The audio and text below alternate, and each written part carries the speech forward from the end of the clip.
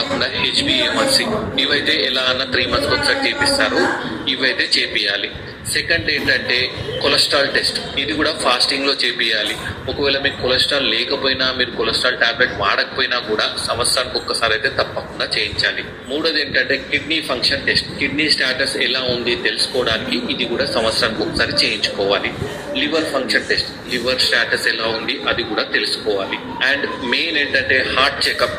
Yearly once తప్పకుండా heart checkup అనేది చేయించుకోవాలి. ECG 2D ఎకో ఇవి తప్పకుండా చేయించాలి. ఎటువంటి ప్రాబ్లం ఉన్నా లేకపోయినా కూడా. ఫైనల్ గా ఏంటంటే అందరూ నెగ్లెక్ట్ చేసేది ఐ చెకప్. ఐ చెకప్ కూడా తప్పకుండా ఇయర్లీ వన్స్ అనేది చేయించాలి.